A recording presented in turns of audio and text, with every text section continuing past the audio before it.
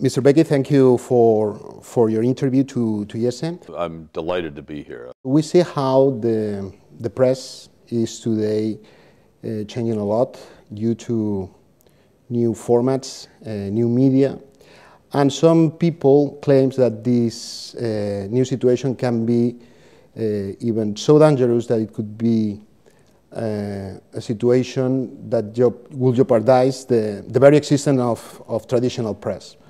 And being this so important for a healthy democracy, what do you think that the press industry can do to overcome this situation? And if you see any business model that it's able to save the press in those directions? I think you can't say enough about the dangers of the potential collapse of journalism in the United States and the world. A world without a free press means that you really don't have you can't really have a democracy that exists. In America and in the rest of the world, pretty much printed press are the basic purveyors, the people who gather the news. But fewer and fewer people are reading newspapers. Even though most of the people get their news from television and the internet, 96% of that news that they get was actually generated by the print press. The print press is dying. There are about 1,000 jobs a month being lost in the print press in America. So what are we going to do to save it? Our studies have looked at a number of things, including not-for-profit journalism, which we think is nice, but it's not going to supplant commercial journalism. The other thing that we think, though, has some potential is changing the copyright laws and the antitrust laws so that perhaps newspapers can get together and decide to commonly charge for their service. But basically it all comes down to monetizing this information on the internet, on broadband. And nobody has come up with the exact solution of that yet. We will have to come up with a business model. That's kind of shocking.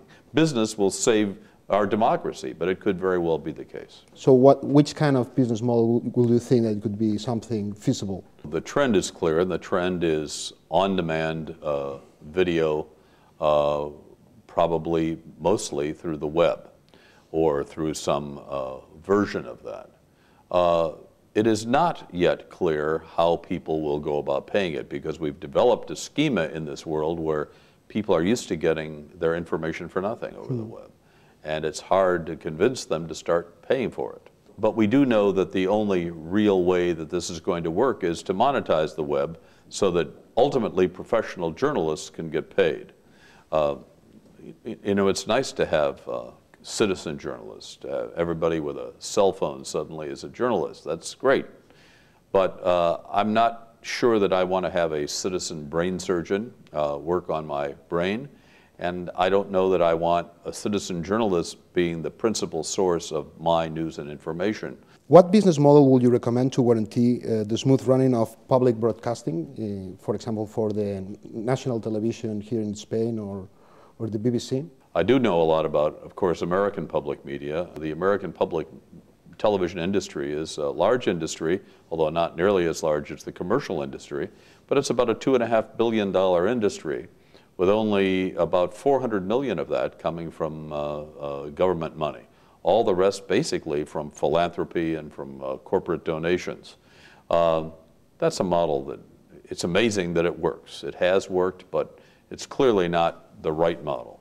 The best model that has been generated in the world is probably the one that used by the BBC, where there's an independent authority supported by a television tax. In America, about $400,000 a year goes into public media, about $1.50 per citizen. In England, about $80 per citizen goes into public media, in a country much smaller than the United States. So in Britain, about $6 billion goes into public media. They have 5,000 journalists.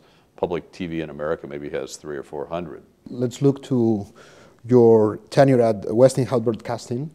And for example, you helped launch the career of Oprah. What is the process that you in television follow to do these kind of bets? When I picked Oprah Winfrey, to become a television talk show host. First, I knew a lot about the television talk business. I had been a successful television producer for many years, so I had a sense of what worked on television. And what works on television is not a complicated formula. It's really a human interaction. It is, can I as a human being, or can that human being on the other end of the TV camera have an empathy with the viewer?